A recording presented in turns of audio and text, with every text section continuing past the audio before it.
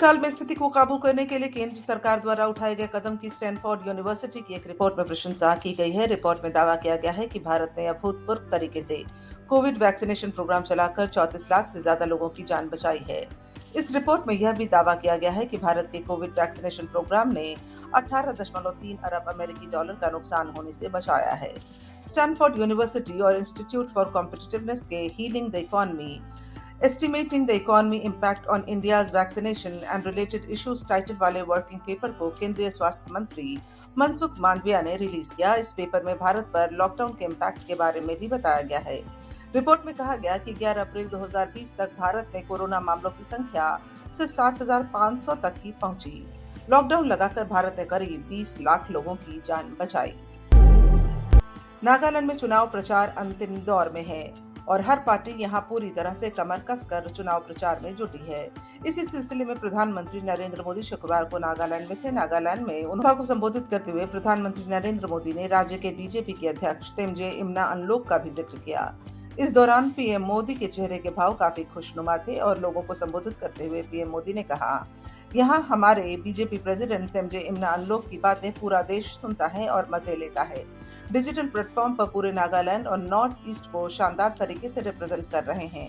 मैं भी social media में उनको हमेशा देखने की कोशिश करता हूँ। पीएम मोदी द्वारा कहे गए इन शब्दों पर नागालैंड बीजेपी अध्यक्ष तेमजे इमना अनलोक ने भी अपनी प्रतिक्रिया दी। उन्होंने पीएम मोदी का वीडियो ट्वीट कर कहा, गुरुजी ने बोल दिया, बस हम तो धन्य हो गए। प्रधानमंत्री नरेंद्र मोदी ने शुक्रवार को G20 देशों से दुनिया के सबसे कमजोर नागरिकों पर ध्यान केंद्रित करने का आह्वान करते हुए कुछ विकासशील देशों के सामने असहनीय कर्ज के खतरे को रेखांकित किया। उन्होंने G20 देशों के वित्त मंत्रियों और केंद्रीय बैंकों के गवर्नरों की 2 दिवसीय बैठक की शुरुआत में एक वीडियो संदेश में कहा कि अंतर्राष्ट्रीय वित्तीय संस्थाओं की तेजी से सुधार लाने में अक्षमता के कारण उनके प्रति विश्वास कम हुआ है।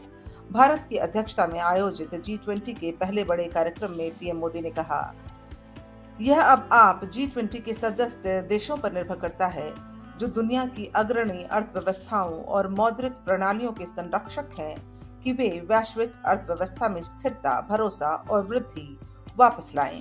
यह आसान काम नहीं है। महामारी और उच्च ऋण के कारण श्रीलंका और पाकिस्तान सहित भारत के आस पड़ोस के देश दिवालियापन की ओर जा रहे हैं।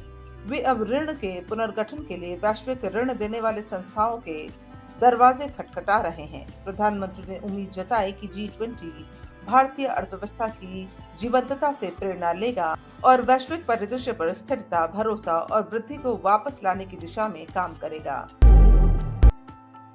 कांग्रेस का 85वां अधिवेशन छत्तीसगढ़ की राजधानी रायपुर में चल रहा है।